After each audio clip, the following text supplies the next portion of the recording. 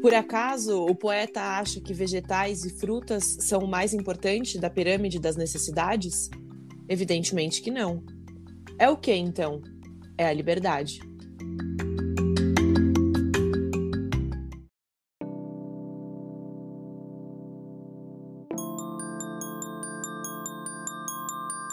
Miga, você não sabe! Pera, tá na hora! Hora do quê, gente? Do Chá das 4 Podcast!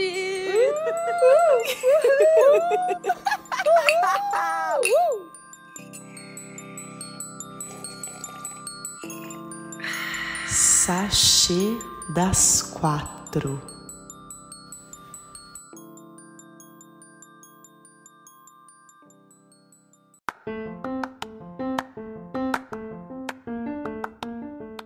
Olá, pessoal! Chegamos para o quê? Mais um episódio do Chá das 4 Podcast. Eu, Vitória Moliterno, e minhas amigas Manuela Pereira, Oiês! Beatriz Silveira Alô! e Letícia Calvosa. Hello, pessoal!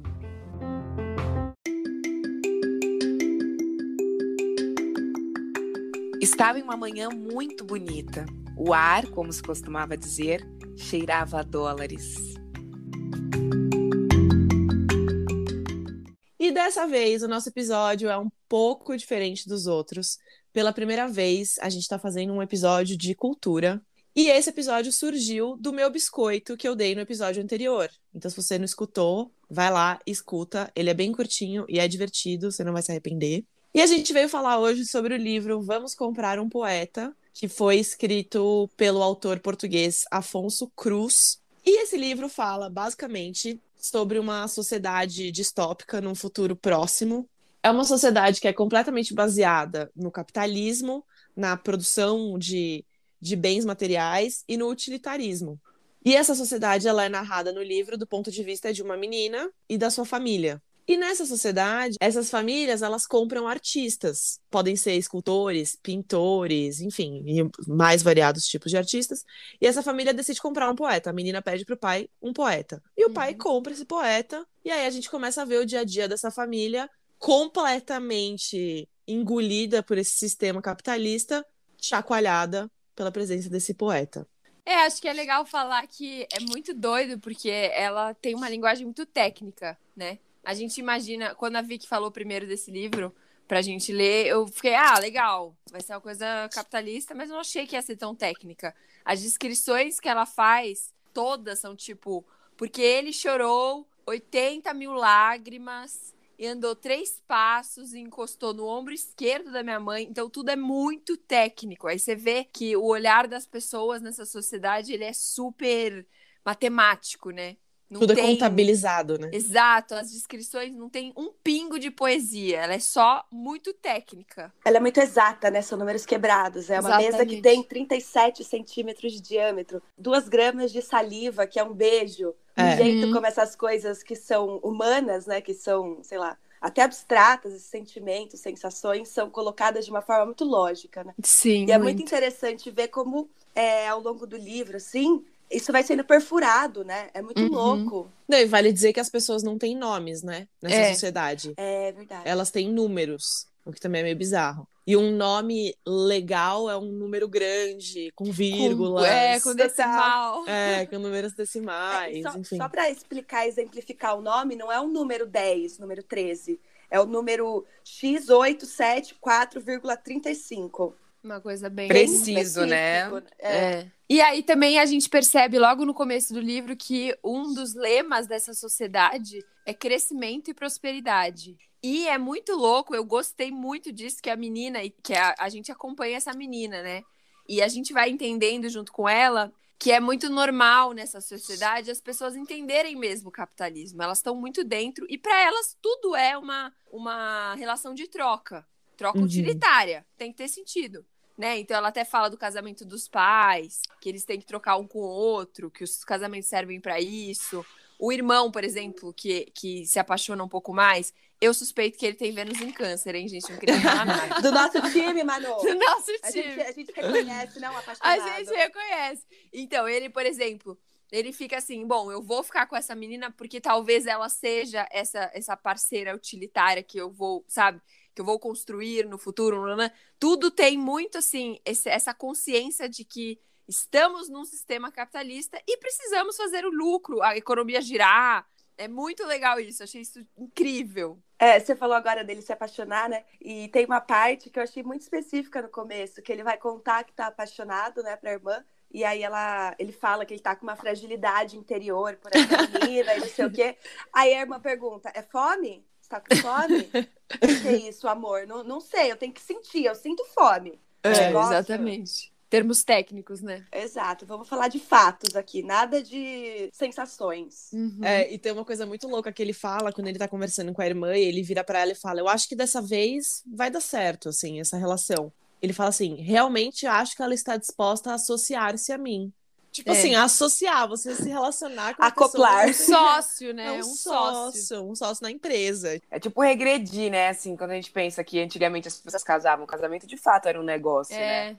E aí depois teve toda a romantização do casamento como algo, enfim, né, romântico, bonito, lá. E aí a gente pensa que no futuro, se a gente seguir o que a gente já vem fazendo, né, como o capitalismo vem sugando a nossa alma, e claramente anunciado, gritado aos 4 ventos, a gente não consegue fazer nada contra isso nesse momento, há grandes chances, né, de a gente voltar a se relacionar por mero interesse de, enfim, interesses. Sim, isso que você falou, Leti, eu acho que das grandes brisas, é um dos grandes lances da distopia, né? Usar elementos do passado refletidos no futuro como uma forma de distopia, da história cíclica, né? As coisas se repetem e pioram, elas são mais intensas, né, na distopia.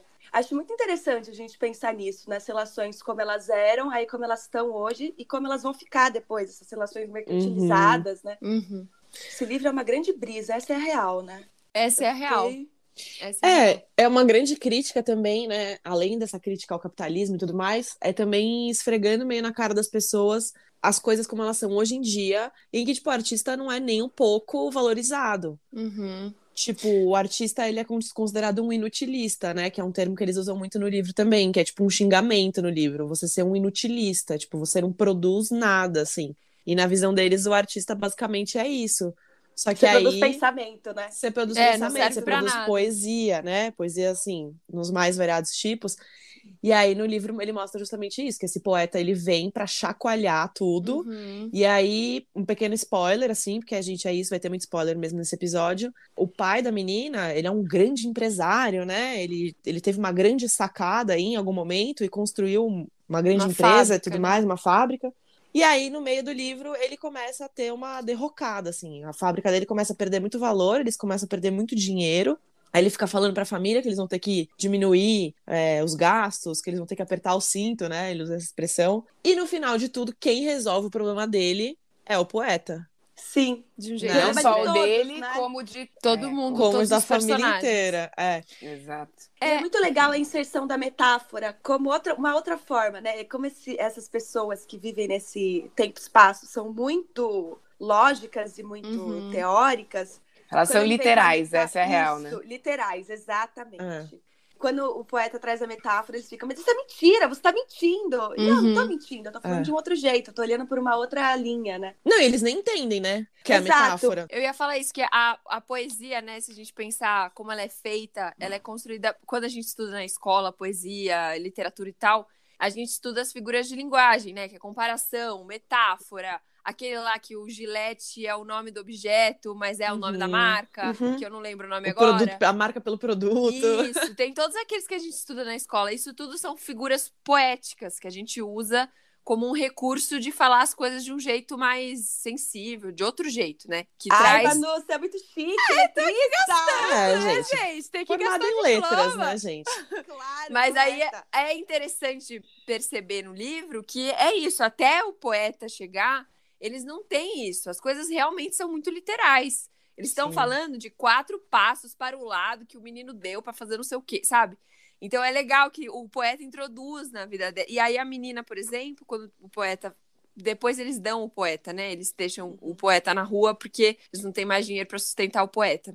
E aí a menina fica, meu Deus, tô sentindo falta de uma metáfora, uma comparação, uma não sei o que, uma figura de linguagem, né? Como é uma sociedade sem isso, sem essa poesia? E só um parênteses, eu acho importante a gente falar também que, apesar do livro ser narrado dessa forma, com muitas coisas matemáticas, ele não é um livro difícil de ser lido. Nem um pouco. Nossa, nem um pouco. Ele é super fluido e, apesar de, pelo menos pra mim, né? Quando eu comecei a ler a primeira parte, que ele é dividido em vários pequeniníssimos capítulos, quando eu li o primeiro, eu fiquei, que ela tá falando? Por que ela tá falando assim? Ei, volta. Mas aí, rapidamente, você entra no universo, assim. Então, apesar, porque eu acho que, ouvindo, assim, se eu não tivesse lido o livro e eu escutasse, eu pensaria, nossa, vai ficar lendo isso. Mas não é, ele é poético mesmo na falta de poesia, né? Muito. E é muito interessante ver a transformação na vida, né? Porque vai acontecendo tão devagar, quando você vê, teve uma mudança, e teve outra mudança, e teve outra mudança. São pequenos estalos, né? Nessas pequenas, quase que crônicas que são esses capítulos. Ele traz sempre uma pitadinha ali que deixa aquela sensação da chaminha acesa ali, né? Por mais técnico que seja, é isso que você falou. É muito agregador, ele é muito... Quase que um abracinho ali, né? Ainda mais pra nós, artistas. A gente se identifica muito, né? E eu acho que é legal isso, porque eu sinto que o ponto de vista da menina, né? Que é o que a gente mais acompanha durante o livro, é bonito de ver que ela é a primeira da família a se abrir a esse mundo que o poeta propõe, né? A começar a entender essas metáforas. E tem uma parte do livro que é lindíssima, lindíssima, que eles colocam o poeta para dormir num quartinho minúsculo que fica embaixo da escada, assim, né? É o Harry Potter. É, o Harry Potter total, super. assim. Aí você imagina que é um quarto que, obviamente, não tem janela, não tem nada. E aí o poeta, ele escreve uma frase, né? Escreve um verso na parede e a menina pergunta o que é aquilo. E aí ele fala, uma janela com vista para o mar. Aí ela, no começo ela não entende, ela fala, não, mas não tem janela, né? Enfim, depois ela começa a entender. E aí ela até fala pro irmão, né? Se não me engano, ela fala, ele tem uma janela com vista para o mar no quarto. Que é nada mais é do que um verso, assim, essa metáfora. Tá escrito, né? Tipo, é maravilhoso. Isso. Muito lindo. Eu amo a parte que eles falam que eles estão jantando e aí não tem mais carne, né? Não tem mais, enfim, eles estão passando por necessidades financeiras ali e tal. E aí eles vão comer uma massa, e aí o poeta pega e desenha com a massa, né? Escreve um alimento, o nome de um alimento que ela queria comer, que agora não sei o que significa, que é ameijoas, você sabe? Não sei. Vale dizer que ele é escrito em português de Portugal, né? Então às vezes tem algumas palavras que... Enfim, ele escreve um alimento que a menina, enfim, pergunta se a menina quer aquele alimento, ela meio que faz que não, e aí ele pega com o espaguete e faz a palavra bife. E aí ele pergunta pra ela, prefere carne?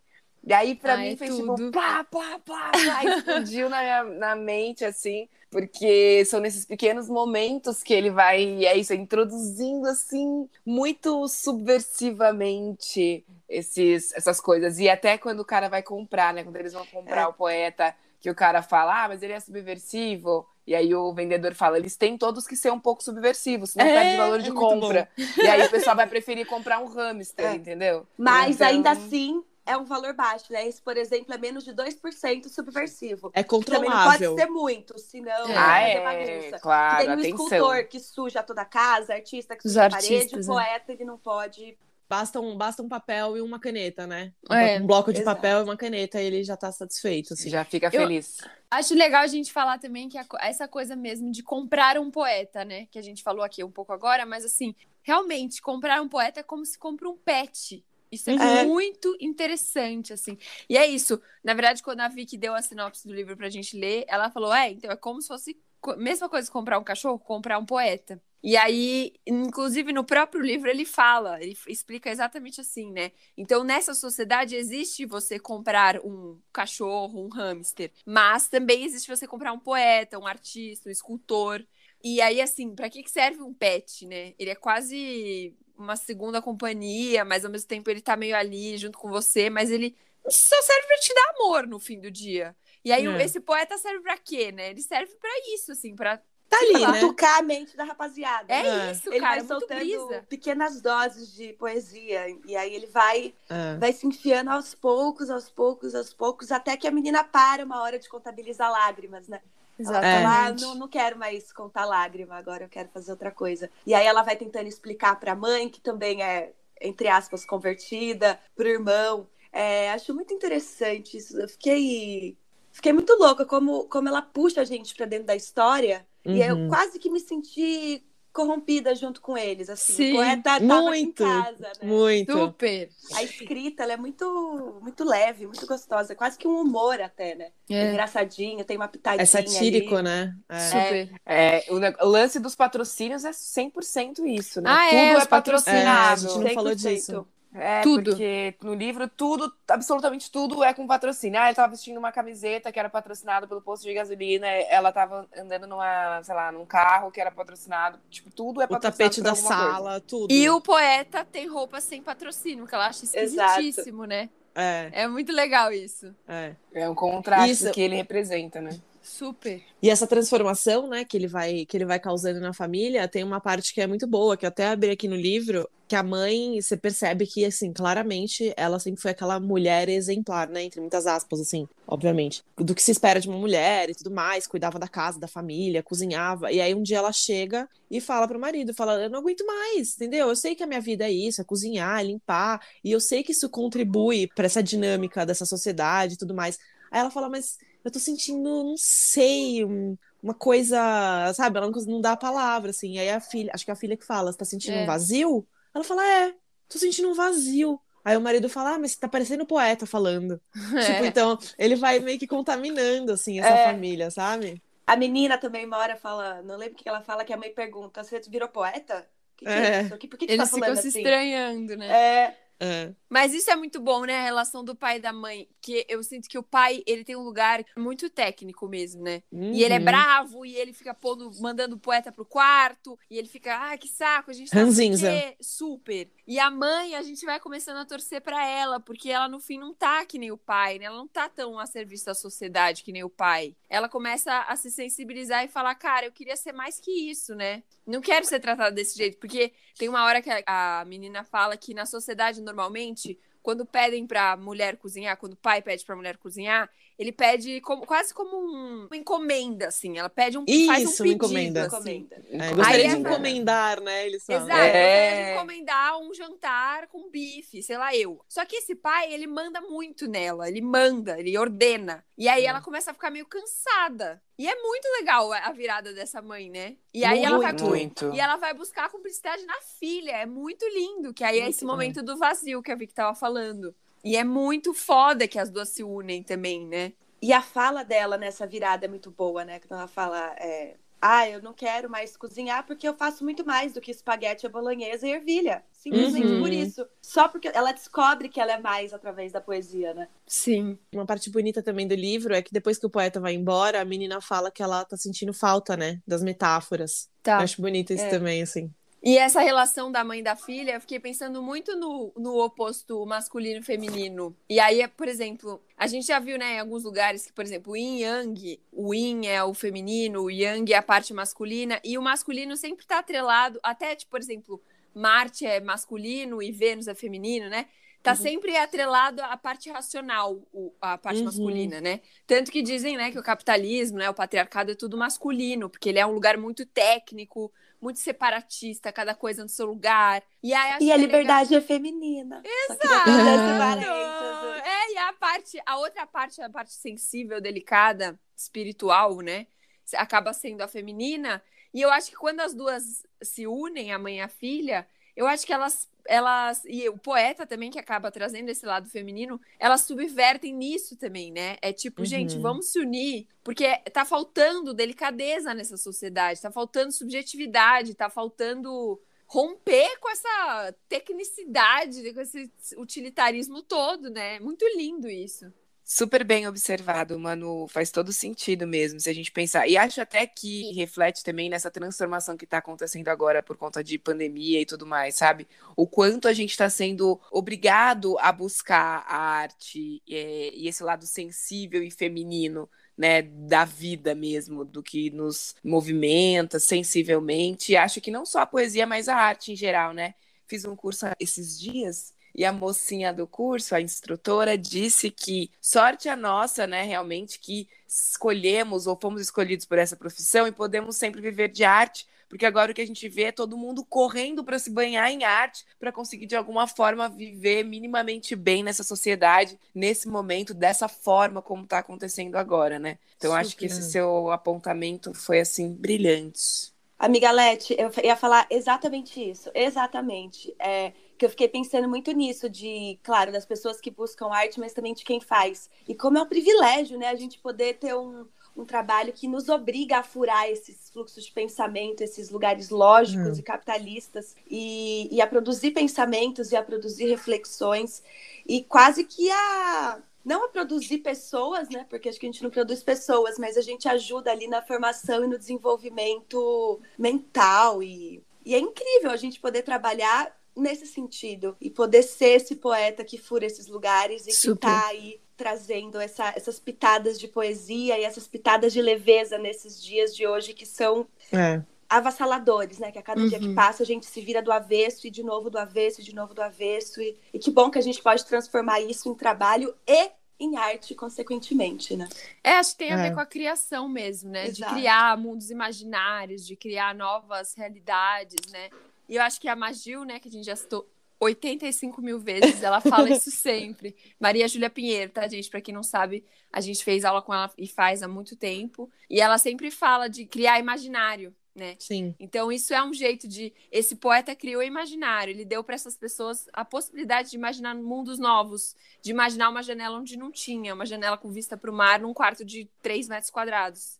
Então isso é muito incrível, assim. A gente também tem esse poder como artistas, né? O poeta se vingou, né, da sociedade, como ela mesma diz. Isso que a vingança de artista é criar. E ele criou e se vingou de tudo isso, dessa inutilidade que colocaram em cima dele, né? Pra gente também aprender, né, eu acho, que é isso, nem todo mundo é artista, graças a Deus, senão o que seria do mundo. Mas uma grande loucura. Mas acho que é importante também pra isso, né, que a gente, na nossa sociedade, do jeito que é, na vida real, assim, identificar esses artistas e se abrir para essas possibilidades que nós, né, me colocando no balaio, que nós proporcionamos, assim, para as pessoas, e abrir a cabeça para outras formas de discurso e visões mais poéticas, assim, mesmo da parte dura da vida, né? Sim. E essa coisa de criar histórias mesmo. Eu tava lembrando de um filme, não sei se vocês já viram, dando um biscoito extra, totalmente aleatório, que chama O Mentiroso, que é uma sociedade em que ninguém mente. E aí esse cara começa a mentir, e aí, enfim, ele é como se ele fizesse os 10 mandamentos, enfim, aí é uma outra brisa total, que eu acho que o filme vai para um outro lugar. Mas é interessante sempre pensar nessas sociedades que são literais, que as pessoas não mentem, e como mentir é importante, porque quando você mente, você passa uma barreira da realidade e consegue criar outras coisas que estão para além do que está, né? Do que se está. Para além do que se é visto, né? Exatamente. É muito lindo isso. E é muito necessário. A mentira no lugar da imaginação, né? Exato. Citando aqui uma frase bem clichê, mas é bem isso que você falou. Eu vivo de arte para não morrer da verdade, né? É meio isso, essa vibe, assim. Boa essa frase, hein, amiga? Gostei. Que citadora, né? Feito, né? Citadora. Para que servem os artistas? Sim. Pra nada, são inutilistas.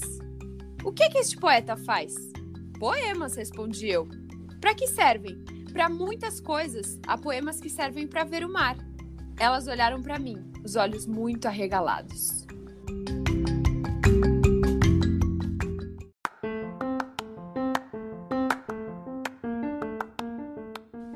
Bom, essa foi a nossa pequena discussão sobre o livro Vamos Comprar um Poeta. A gente quer agradecer a todos que nos escutaram até aqui. A gente quer dizer que leiam o livro, porque mesmo a gente tendo dado vários spoilers, ele ainda vale a pena ser lido. É um livro muito bem escrito. A gente quer dizer que em breve terão outros episódios de cultura, não só de livros. Vão ter várias coisas aí diferentes. E vão ter outros episódios de Sachê das 4, para vocês conhecerem nossas outras integrantes. Então fiquem ligados. Amigas, muito obrigada pela discussão maravilhosa. Fico feliz que vocês tenham gostado do livro. Muito. É nóis, miga! É nóis, gente. Beijo. Nos vemos no próximo. Beijo.